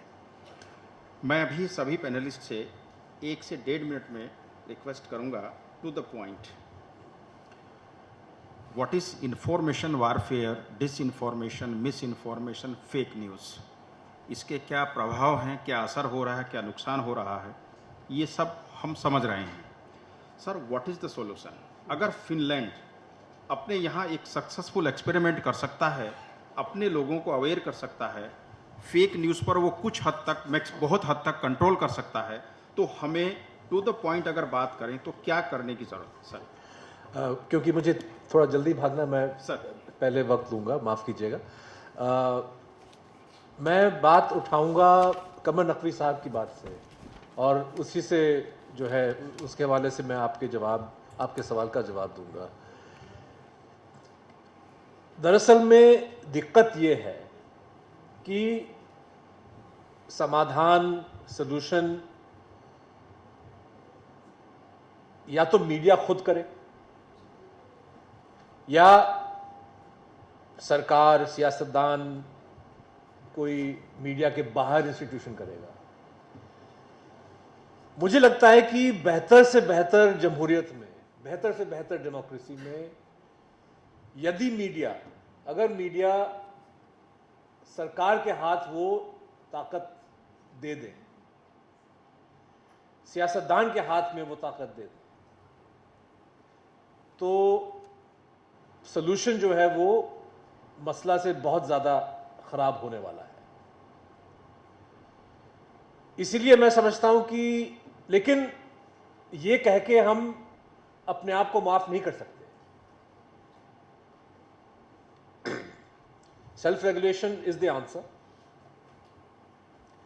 और सेल्फ रेगुलेशन जो है मुझे लगता है कि हर महकमे के अंदर होना चाहिए, और एक तरह से एक इंडस्ट्री वाइड बॉडी होनी चाहिए, जैसे टेलीविज़न के साथियों ने बना दिया। NBSA के काफ़ी अच्छे जजमेंट्स आए हैं। मैं नहीं जानता कि किस हद तक जो है चैनल्स उन पे जो है अमल कर रहे हैं कि नहीं कर रहे हैं। गौहर रज़वी साहब को शायद जिस तरह से जी न्यूज़ के बारे में जो जजमेंट मिली, उनको राहत नहीं, मतलब जो जी को करना चाहिए था नहीं किया, और उसके बाद कोई उपाय भी नहीं है आपके पास। लेकिन कम से कम कोर्ट ऑफ पब्लिक ओपिनियन में ये बात फैल चुकी है। तो हालांकि सेल्फ रेगुलेशन ख़ास तौर पे एक ऐसे सिचुएशन में जहाँ पे कुछ मीडिया संस्थाएं ऐसा है कि शायद डिलिबरेटली या with encouragement of official authorities कुछ कर रहे हैं, गलत कर रहे हैं, तो जाहिर है कि वो काम नहीं करेगा। लेकिन मैं फिर भी कहूँगा कि अगर इंग्लैंड जैसे मुल्क में, जिसकी डेमोक्रेसी जो है वो 200-300 साल ठीक ठाक चल रही है, और वहाँ पे मीडिया फ्रीडम को काफ़ी रिस्पेक्ट किया जाता है, वहाँ पे भी जो है एक गवर्नमेंट की ओर से रेगुलेशन को मीडिया ने कभी स्वीकार नहीं किया। हाँ, हो सकता है कि आप एक ऐसा डिज़ाइन करें कि मीडिया के बाहर, मतलब independent of media but independent of state, अगर हम कुछ निकाल पाए। जैसे प्रेस काउंसिल, एक ज़माने में मुझे लगता था कि प्रेस काउंसिल वो एक ऐसा एक रोल अदा कर सकता है, लेकिन प्रेस काउंसिल का भी एक तरह से पॉलिटिसाइजेशन हुआ है। जिस तरह से सरकारें अपॉइंटमेंट्स डिले करती हैं, press council was headless for a long time. Again it's a Toothless body. हाँ, और नहीं तो इसीलिए मुझे लगता है कि ये एक आपका सवाल एकदम जायज़ है, और जवाब मेरा यही होगा कि हमको खुद अपना रेगुलेट करना पड़ेगा, क्योंकि अगर हम नहीं करते तो सरकार की ओर से जो सलूशन आएंगे वो बेहद ख़तरनाक होंगे। और अच्छी से अच्छी डेमोक्रेसी में एक तरफा उसका इम्प्लीमेंटेशन होता है, हिंदुस्तान में तो होगा ही होगा। इसीलिए उस रास्ते से हमको बचना चाहिए। बाकी कोई भी रास्ता हो हमको निकालना चाहिए, लेकिन हम लोग इस बात को टाल नहीं सकते ये कह के कि भाई सरकार कौन होता है हमको रेगुलेट करने वाला। सरकार should not do it, but we have a responsibility. Sir, सरकार का मसला तो डेफिनेटली जो भी सरकार करेगी वो अपने हिसाब से करेगी, इसलिए सरकार वाला मसला तो बहुत बड़ा है। लेकिन इसमें ठाकुर सर से मैं चाहूँगा ज़रूर कमेंट करें। मीडिया का अपना रोल है, हम मीडिया पर्सन से मीडिया के बारे में बात कर रहे हैं, लेकिन जो इन्फॉर्मेशन वारफेयर है, मिस इन्फॉर्मेशन, डिस इन्फॉर्मेशन, ये पूरे समाज की, मुल्क की प्रॉब्लम है, हर आदमी से जुड़ी हुई प्रॉब्लम है। आने वाले समय में ये प्रॉब्लम बहुत बढ़ने वाली है। तो इसमें इंस्टीट्यूशंस की क्या जिम्मेदारी, पब्लिक की क्या जिम्मेदारी है, समाज की क्या जिम्मेदारी है, सरकार की क्या जिम्मेदारी है, और हम मीडिया पर्सन्स की क्या जिम्मेदारी है, उस लेवल पर आप सोल्यूशन सर बताएं। प्रमोद जी, इस विषय के ऊपर लगभग आपका 4 घंटा का सेमिनार ज़रूरत है। 2 मिनट में संभव नहीं है बताना। आप 2-3 चीज़ मैं कहना चाहता हूँ। आज भारतवर्ष में मीडिया को अलग अलग तरीका नियंत्रण करने के लिए कितना संस्था है, एक लिस्ट बनाइए आप। Central board of film certification, उसमें भी राजनीति आ गया ना। एक भाई साहब बताया कि हाँ, जेम्स बॉन्ड को चिंबन करना कितना है, 8 सेकंड के लिए या 15 सेकंड के लिए। CBFC क्या हो रहा है, एक लंबा कहानी है। अभी अभी सिद्धार्थ ने प्रेस काउंसिल के बारे में कहा, सज़ा देने का क्षमता नहीं है प्रेस काउंसिल का। It's a quasi judicial body set up by an act of parliament. कोई सज़ा दे, it has no punitive powers. इसका भी एक लंबा कहानी है। मैं खुद भारतीय प्रेस परिषद का मेंबर था 2 साल के लिए। क्या करना है, नहीं करना। और प्रेस तो सिर्फ प्रेस, टीवी का बात है, इंटरनेट का बात है। अब सूचना और प्रसारण मंत्रालय है जो लाइसेंस देते हैं, वो लाइसेंस वापस लेने की भी उसका क्षमता है। ट्राई है, technical and commercial regulator, telecom regulatory authority of India. ये तो सिर्फ सरकारी संस्था है। फिर आपका MAT है, ministry of electronics and information technology है, उसका साथ भी क्षमता है। एक इंटरनेट का URL, यूनिवर्सल रिसोर्स लोकेटर को रोक सकते हैं, बंद करते हैं। और सेल्फ रेगुलेटरी बॉडी, SROs जो हम कहते हैं, जो अपने आप को नियंत्रण करेंगे। जैसे सिद्धांत में अभी न्यूज़ ब्रॉडकास्टिंग स्टैंडर्ड्स अथॉरिटी की बात किया, अर्नब गोस्वामी का एक और संस्था है। अब विज्ञापन के लिए advertising standards council of India है। इतने सारी संस्थाएं हैं, BCCC, broadcast consumers complaints council. आज का ज़माने क्या, आपका हाथ में, आपका दुनिया, वही दुनिया मुट्ठी में है ना। वही एक है ना, आपका हाथ में जो दूरभाष यंत्र है, वही आपका अखबार है, वही आपका रेडियो स्टेशन है, वही आपका टेलीविज़न चैनल है, सब कुछ उसी में है। तो पूरा हमारा सोच बदलना चाहिए। अगर सरकारी संस्था होगा, जैसे सिद्धार्थ ने कहा, संवैधानिक संस्था होना चाहिए, उसका सचमुच स्वाधीनता कैसे आप, how will you ensure it is truly independent. हम तो बात करते हैं बड़े बड़े कि अभिव्यक्ति का स्वतंत्रता हर नागरिक का मौलिक अधिकार है, मगर बात तो होता है ना कि सेक्शन 19(2) रीजनेबल रिस्ट्रिक्शन, युक्तिगत प्रतिबंधन। कौन कहे क्या युक्तिगत है जी? आपका इलाका का गुंडा बताएंगे, या थानेदार बताएंगे, या इंस्पेक्टर जनरल बताएंगे, या सबसे उच्च न्यायाधीश बताएंगे? तो ये बड़े जटिल विषय है। अगर मीडिया अपने आप को नियंत्रण नहीं करेंगे तो सरकार करेंगे, और ये अच्छा नहीं है। मगर हमारे सामने यही हो गया, आज स्थिति ये हालत हो गया। इतनी सारी संस्थाएं हैं, मगर media is all converging into one.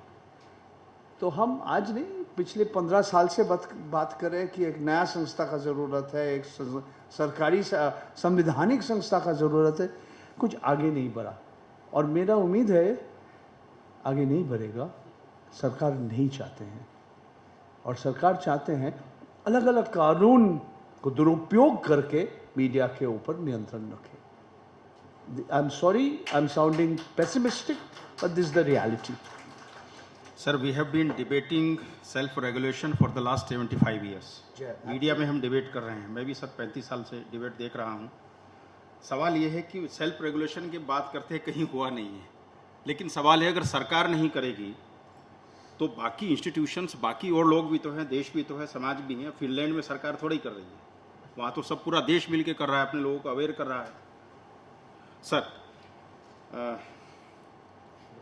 Naqvi साहब, नहीं देखिए, अब फिनलैंड की बात आप कर रहे हैं। फिनलैंड की जो मासेस हैं और जो हमारी मासेस हैं, या और भी देश हैं जहाँ पर ये चल रहा है, वहाँ की रियलिटीज़ अलग अलग हैं। और जैसे कल के कॉन्क्लेव में भी बोल रहा था, और अमेरिका का मैंने एग्जांपल दिया था। तो भाई, अमेरिका में भी क्या डिविजिव पॉलिटिक्स नहीं हो रही है? क्या डिविजिव नैरेटिव नहीं हो रहा है? हो रहा है। बराक ओबामा के प्रेसिडेंट बनने के बाद वहाँ पे ये नैरेटिव चला कि भाई ऐसा समय आने वाला है कि अमेरिका में सिर्फ ब्लैक्स का कब्जा हो जाएगा और वाइट मार्जिनलाइज हो जाएंगे। सेम नैरेटिव है जो अभी यहाँ पे कोई कह रहा था कि कहाँ पे 2% 1% मुस्लिम है और वहाँ पे हिमाचल की बात कर रहे थे कि और वहाँ पे जो है हिंदुत्व खतरे में है। कैसे खतरे में हो सकता है? लेकिन ये नैरेटिव बिल्ट हो रहा है और होता है।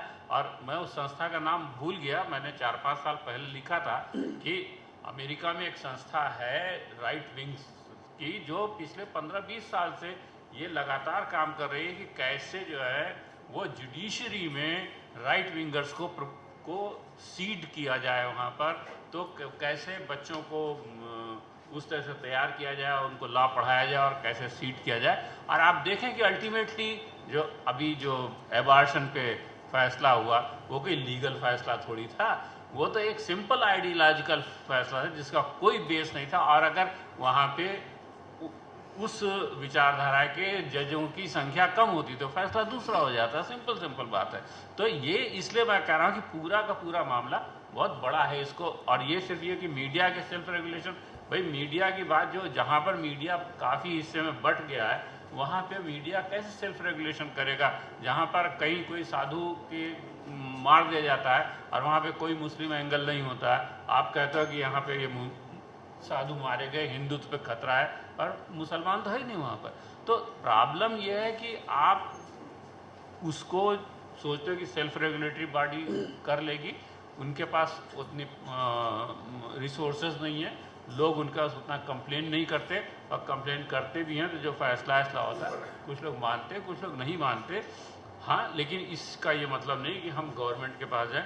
तो बेसिकली सॉल्यूशन क्या? बेसिकली एक ही सॉल्यूशन है जिसको कल भी मैंने कहा था बार बार कि असर्टिव जनता जब तक नहीं होगी, जब तक जनता असर्ट नहीं करेगी, जब तक जनता प्रेशर नहीं डालेगी, आप भाई साहब एक गलत खबर आती है तो एक ट्विटर पे एक ट्वीट करने का समय नहीं है, फेसबुक पे एक पोस्ट लिखने का समय नहीं है, उस चैनल को एक ईमेल भेजने का समय नहीं है।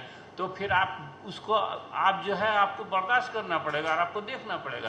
तो ये भूमिका तो लोगों को लेनी पड़ेगी। और अदरवाइज जो काउंटर मीडिया, जैसे हम लोग छोटे छोटे मीडिया, मैं सत्य हिंदी चला रहा हूँ, ऐसे अभी ये सिद्धार्थ जी वरद राजन ये वायर चला रहे हैं, प्रंजय जी का भी न्यूज़ मिनट है। तो ये जो न्यूज़ क्लिक है, नहीं जब मेरा नहीं है सर। अच्छा आपका नहीं, मैं सिर्फ सलाहकार जो हाँ ठीक है उसमें जो भी।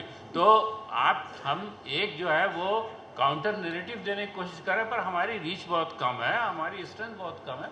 जितनी है उतनी कोशिश कर रहे हैं, तो पर वो कोशिश को आगे बढ़ाने का काम समाज के इंटेलेक्चुअल तबके को, स्टूडेंट्स को, नौजवानों को करना ही पड़ेगा अगर उनको चीज़ों को बदलना है तो। Thank you. कुर्बान अली ये साहब 1 मिनट में कोई सॉल्यूशन या 1 घंटे में भी या 1 दिन में भी कोई सॉल्यूशन निकलने वाला नहीं है। ये ऐसा मसला है कि इसके लिए बहुत सोच विचार करना पड़ेगा। उर्दू का एक बहुत घिसा पिटा सा शेर है कि अपने काबे की हिफाजत अब खुद करनी होगी, अब अबाबील का लश्कर नहीं आने वाला। तो सवाल ये है कि एक तरफ तो हम अपनी डेमोक्रेसी पे फ़ख्र करते हैं और कहते हैं कि साहब ये inclusive democracy, participatory democracy, differences of opinion को हम रेस्पेक्ट करते हैं, लेकिन हम कुछ कर नहीं पाते। और उसकी वजह यह है कि क्योंकि जो संस्थाएं बनी, अभी जिसका जिक्र किया गया, प्रेस काउंसिल हो, उसके पास कोई अधिकार नहीं है। अलीगढ़ में 1990 में दंगा हुआ, 3 हिंदी अखबारों ने बैनर न्यूज़ 8 कॉलम में लगाई, अलीगढ़ मुस्लिम विश्वविद्यालय के जवाहरलाल नेहरू मेडिकल कॉलेज में 100 हिंदू मरीज़ मार डाले गए। प्रेस काउंसिल ने उसकी कमेटी बनाई, प्रभाष जोशी, बीजी वर्गीज़ और वगैरह वगैरह उसमें थे। सब ने कहा कि इस खबर को लेकर के अलीगढ़ से लेकर रांची तक दंगे हुए। प्रेस काउंसिल ने खूब सेंसर किया। उन तीनों अखबारों ने आज तक ये नहीं माना कि ये खबर गलत थी, बल्कि ये कहा कि नहीं हमारी खबर सही थी। तो जब ये दीदा दिलेरी हो जाए और ये कि साहब हमें तो जो हम दिखा रहे हैं वो हम दिखाएंगे ही। अयोध्या में कार सेवकों पे गोली चली, 16 लोग मारे गए, अखबारों ने सुर्खियां लगा दी, सरयू लाल हो गई, हज़ारों लोग मारे गए। ये जब आप आपको कोई रिस्पॉन्सिबिलिटी का एहसास ही नहीं है कि आप क्या करने जा रहे हो समाज में, तो फिर इसी तरह से होगा। दूसरी चीज़ ये कि हम लोगों को कोई सिस्टम निज़ाम बनाना पड़ेगा, जैसे इलेक्शन कमीशन।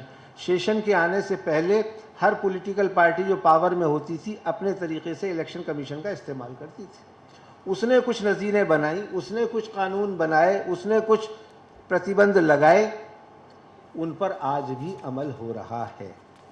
नरसिम्हा राव सरकार के दौरान justice JS Verma chief justice बने, हमको एक नया टर्म सुनने को मिला, जुडिशियल एक्टिविज्म। कुछ ऐसे फैसले आए जिस पे सरकार पर भी अंकुश लगाया गया और बाकी लोगों पर भी अंकुश लगाया गया। दिल्ली में जो एक लड़की के साथ घटना हुई, उसके बाद कुछ गाइडलाइंस बनी ना, उन पे कुछ काम हुआ ना, वो सब आपको करना पड़ेगा। लेकिन वो तब करना पड़ेगा जब आप अपना क्रिटिसिज्म सुनने के लिए तैयार होंगे। हमारे साथ मसला ये है कि हम अपने आप को डेमोक्रेट कहते हैं, लेकिन हम ये मानते हैं कि हम जो कह रहे हैं वही आखिरी बात है, उसी को माना जाना चाहिए और कोई दूसरा डिफरेंसेस ऑफ ओपिनियन नहीं होना चाहिए। पार्लियामेंट का क्या मतलब है? पार्लियामेंट का मतलब यही है कि सरकार जो चाहेगी वही होगा, लेकिन कम से कम एक डिफरेंसेस ऑफ ओपिनियन तो सामने आएगा, बहस तो सामने आएगी। नेहरू को ज़रूरत नहीं थी कि वो अपोजिशन का क्रिटिसिज्म सुनते, एब्सोल्यूट मेजॉरिटी में थे। 52, 57 और 62 के 3 आम चुनावों में बहुत 350 से ज़्यादा सीटें मिली थी, लेकिन वो पूरे टाइम बैठ करके सुनते थे और अपने लोग जब अपोजिशन को क्रिटिसाइज उनके करते थे, उन्हें डांटते थे कि अगर ये विपक्ष के लोग मुझे आईना नहीं दिखाएंगे तो हमें पता कैसे चलेगा कि हमारी गलतियाँ क्या हैं, हम उसमें सुधार कैसे करेंगे। दिक्कत ये हो रही है कि हम क्रिटिसिज्म, और वो भी सरकारी लेवल पर, बिल्कुल बर्दाश्त नहीं है। आज तक पिछले 8 साल में इस प्रधानमंत्री ने एक भी प्रेस कॉन्फ्रेंस नहीं की। आखिर क्यों? क्या डेमोक्रेसी में इसकी ज़रूरत नहीं है? आप नहीं समझते इसकी ज़रूरत? और नहीं समझते तो फिर इस डेमोक्रेसी को बदलिए, दूसरा निज़ाम लाइए, जो भी आप करना चाहें। लेकिन ये फार्स डेमोक्रेसी के नाम पे नहीं होने चाहिए कि हम इंस्टीट्यूशंस भी नहीं बनाएंगे, इंस्टीट्यूशन होंगे तो उनको रेस्पेक्ट नहीं करेंगे। और कमर वहीद नकवी साहब ने बड़ी अहम बात कही कि जो अमेरिका का एग्जाम्पल दिया कि अब तो हालत ये हो गई है कि पहले जुडिशरी से उम्मीद होती थी, अब उससे भी उम्मीद जाती हुई नज़र आ रही है। और दूसरी चीज़, सेना, उसका जिस तरह से सांप्रदायिकरण हो रहा है उसका अंदाज़ा अभी लोगों को नहीं है। जब पहले दंगा होता था तो ये होता था कि सेना का मार्च, फ्लैग मार्च हो जाएगा तो शायद शांति बहाल हो जाएगी।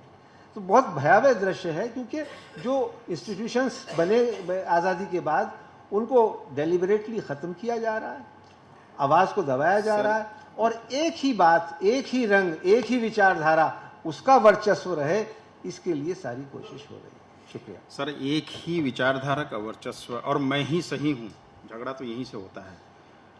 अवधेश जी, सॉल्यूशन। आज इलेक्शन कमीशन का फैसला, सोशल मीडिया जितनी तेज़ आजकल दौड़ रही है, खास करके पोर्टल को अगर देखें तो उसमें कोई एंट्री चेक नहीं है अभी तक लगा है, और ना ही कोई गाइडलाइन उनके लिए बनाई गई है, ना ही कोई बाइंडिंग रूल्स हैं उनके लिए कि जिस पर वो। और अभी कुर्बान भाई कह रहे थे कि जुडिशियल एक्टिविज्म की बात कर रहे थे, तो मीडिया ट्रायल भी तो होता है हमारे यहाँ। जब हम मीडिया ट्रायल करेंगे तो उसके बाद एक्टिविज्म भी आएगी। जब हम अपने को रजिस्टर नहीं करेंगे तो हमें कोई दूसरा आकर के हमें रोकेगा, चेक तो लगाएगा। तो हाँ, या तो हम खुद ही अपने आप को रजिस्टर करें, अपने आप खुद ही अपना एक बना लें, अदरवाइज़ हमें सरकार हमारे लिए रूल बना देगी। तो कहीं ना कहीं तो हमें सुधरना पड़ेगा, या तो हम खुद सुधर जाएं या फिर मुझे कोई दूसरा सुधारेगा आकर के। धन्यवाद। धन्यवाद। अभी मुझे कहा गया है कि समय हो गया है, लेकिन फिर भी एक प्रश्न हम सामने से ले सकते हैं अगर कोई है तो। सवाल? हाँ बताइए। माइक है तो दे दीजिए।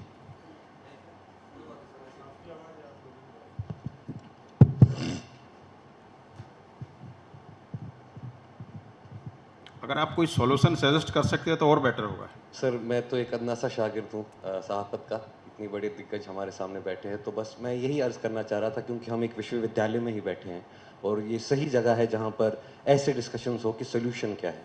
तो दो तरफा बात है, क्योंकि हम इकोनॉमिक एस्पेक्ट से अगर देखें तो डिमांड और सप्लाई की बात है। जो जहाँ डिमांड है वो हम जनता है, कंज्यूमर है, तो वहाँ पर एक अलग तरीके से काम हो सकता है। मैं आपसे पूछना चाहूँगा, क्या वहाँ पर अलग तरीके से काम हो सकता है जहाँ मीडिया लिटरेसी के बारे में लोगों तक ज्ञान पहुंचा सकते हैं विश्वविद्यालयों के ज़रिए, स्कूल्स के ज़रिए, एलिमेंट्री लेवल से स्टार्ट करके उनकी अंडरस्टैंडिंग को डेवलप करें और मीडिया लिटरेसी के कोर्सेज डेवलप करें जहां पर उनको पता चले कि विचारधारा क्या है, सत्य क्या है, जर्नलिज्म क्या है, न्यूज़ क्या है, फेक न्यूज़ क्या है, इन सारी चीज़ों की एक अलग से उनको बाकायदा इंटीग्रेट किया जाए एजुकेशन में, क्योंकि हम डिजिटल एज में रह रहे हैं। साइमल्टेनियसली सर, जो सप्लाई वाला साइड है, सप्लाई वाला साइड, जैसे कि आप लोग अभी ऑर्गेनाइजेशंस की बात कर रहे थे, इशू ये है सर कि कोई भी journalist, you do not need a degree and एक profession and it is such को एनालाइज करना और सच के साथ सच को सही से बरतना एक बहुत बड़ा चैलेंज है। और सोशल मीडिया की वजह से जो है सर, हर कोई जर्नलिस्ट बन चुका है। प्रोज्यूमर मॉडल को अगर हम एनालाइज करें तो everybody is capable of disseminating information and risk of getting viral and chance और लक एज वेल। तो वहाँ पर जो सर, अगर हम ऑर्गेनाइजेशंस को लाइसेंस बहुत लंबा हो गया। जी सर, बस एक सवाल है कि अगर हम ऑर्गेनाइजेशंस को लाइसेंस दे सकते हैं तो प्रोफेशनल कोर्सेज में यहाँ पर जो मास कम्युनिकेशन की डिग्रीज लेते हैं, तो क्या हम, अगर लॉयर को लॉ प्रैक्टिस करने के लिए डिग्री चाहिए, लाइसेंस चाहिए, मुझे लगता है मैं आपका सवाल बता रहा हूँ जी, सर, इन्होंने एक शब्द प्रयोग किया है, media literacy. Is that solution? देखिए, at the consumer level sir, at the supply Yes, side, at ये- द लाइसेंसिंग ऑफ इंडिविजुअल ये जर्नलिस्ट। इतना आसान नहीं है भाई। तुम्हारा नाम हमें मालूम नहीं है, बताओ। मुदावर सर, सैयद मुदावर। मुदावर। जनाब सुन लीजिए बात, ये सबकी जिम्मेदारी है। जैसे अभी अभी कुर्बान जी ने कहा, नकवी जी ने कहा, आपको सौभाग्य है कि आप ये विश्वविद्यालय में पढ़ रहे हैं। आप बाकी लोगों को सिखाइए, वो जो जागरूकता का ज़रूरत है, वो जो आप बार बार कहेंगे ये कुछ नहीं होने वाले, क्योंकि पॉलिटिकल विल नहीं है, कोई राजनीतिक इच्छा शक्ति नहीं है। राजनीतिक इच्छा शक्ति जब पब्लिक प्रेशर नहीं होगा, कैसे होगा? नहीं होगा। तब तक आप देखिए, जो राजनीतिक इच्छा शक्ति की बात होता है, अभी कुर्बान जी ने इलेक्शन कमीशन के बात किया, निर्वाचन आयोग का क्या स्थिति हो गया, सेशन का समय क्या था और आज क्या है। देखिए कौन सा दिन, कहाँ पे चुनाव होगा, क्यों नहीं होगा, किसको मौका मिलेगा चुनाव प्रचार करने के लिए, सबके सामने है आज। कुर्बान जी ने जो कहा एकदम ऊपर से आज शुरू कीजिए ना। हमारे देश में, भारतवर्ष के इतिहास में पहला बार प्रधानमंत्री जी किसी एक, जो हम कहते हैं स्पॉन्टेनियस या अनस्क्रिप्टेड प्रेस कॉन्फ्रेंस नहीं किया। किन लोग को उन्होंने साक्षात्कार दिया? मैं नाम बताऊं सबको, आप पहचानते हैं इनको? मैं 10 लोग का नाम अभी भी कर देता हूं। उसमें एक कनाडा का भी एक नागरिक है जी, अभिनेता है। हाँ जी, बहुत महत्वपूर्ण सवाल किया प्रधानमंत्री से, अब आम कैसे खाते हैं, काट के खाते हैं, चूस के खाते हैं। तो ये अगर आपका एकदम ऊपर से अगर ये माहौल हो जाएगा तो आप समझ लीजिए कुछ भी, आपका थानेदार भी कुछ भी कर सकते हैं। अभिव्यक्ति का स्वतंत्रता जो हर नागरिक का जो मौलिक अधिकार है, इसका क्या माने हैं, क्या मतलब है? This is the environment that we are living in. तो आपने बिल्कुल ठीक कहा, विश्वविद्यालय की एक भूमिका है। आप जैसे व्यक्ति हैं, जो आप सोचते हैं, आप समझते हैं, बाकी लोगों को सोचिए। आप तो व्हाट्सएप विश्वविद्यालय नहीं पढ़ रहे ना, तो ठीक है, जो पढ़ रहे हैं, जो सब कुछ विश्वास करते हैं, व्हाट्सएप में आते हैं, उनको सिखाइए कुछ। So it is be a combination of things. एक लाइन। यस। देखिए, कोर क्रक्स क्या है, मैं एक लाइन में बोलना चाहता हूँ। जैसे आपके पास पैसा है या आपके पास संपत्ति है, आप उसकी रक्षा करते हो, आपका एसेट है वो। 5 रुपए 2 रुपए का सिक्का भी होगा, आप उसको बचा के रखोगे, प्रिजर्व करोगे। भाई, तो लोकतंत्र आपका सबसे बड़ा एसेट है। आप ये बताइए कि आप उसको प्रिजर्व करने के लिए क्या कर रहे हो? कुछ नहीं कर रहे हो, यही समस्या है। तो जी, लास्ट सवाल। मेरा प्रश्न कुर्बान अली सर से है। सर, आपने बहुत लंबा दौर देखा है पत्रकारिता का, और आपके साथ मंच पर अभी बातें हो रही थी कि पिछले 8 साल में सब बर्बाद हो गया, सब नष्ट हो गया, और नेहरू जी बड़े महान थे और उन्होंने अपने विरोधियों को बड़ी जगह दी। क्या आपको लगता नहीं है सर कि सत्ता का चरित्र एक ही होता है हमेशा? मेरा पहला प्रश्न ये है, क्योंकि नेहरू जी के ज़माने में ही संविधान का पहला संशोधन हुआ उनकी बिटिया ने इमरजेंसी में मीडिया के साथ क्या किया, राजीव गांधी ने 85-86 में मानहानि मुकदमे के साथ क्या किया, और मनमोहन सिंह ने cable and television regulation act को अमेंड करने के लिए क्या किया था। तो आपको लगता नहीं है सर कि सत्ता का चरित्र एक ही होता है और वो सब लोग कमोबेश कहीं ना कहीं थोड़ा अंतर से काबू करना चाहते हैं? मैं काफ़ी हद तक आपकी बात से सहमत हूँ, लेकिन उसमें हमें थोड़ा सा फ़र्क करना पड़ेगा। आप शायद नहीं थे जब मैं बता रहा था कि इमरजेंसी का भुक्तभोगी मैं हूँ, मेरे वालिद ने 19 महीने की जेल काटी है, तो हम जानते हैं कि सत्ता का चरित्र क्या होता है।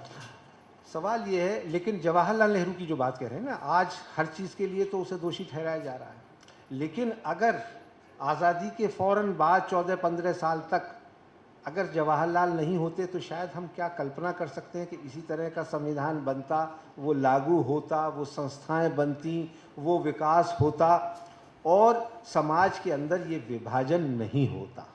8 साल की बात इसलिए कही जा रही है अनंत जी कि इन 8 सालों में जिस तरह से विभाजन पैदा किया गया है और लगातार किया जा रहा है, उसका शायद अंदाज़ा आपको ना हो, लेकिन मुझे ज़रूर है।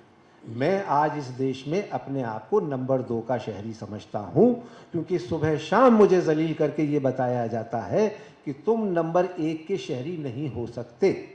और CAA और NRC के पीछे जो पूरी मंशा थी और उसमें पूरा जो आंदोलन जिस तरह से चलाया गया, उसमें यही बताया गया कि जो गोलवालकर साहब ने वी अवर नेशनहुड डिफाइंड लिख दी है अपनी बाइबल, उसके तहत यहाँ नंबर 1 का शहरी हिंदू होगा, बाकी नंबर 2 और 3 के शहरी होंगे।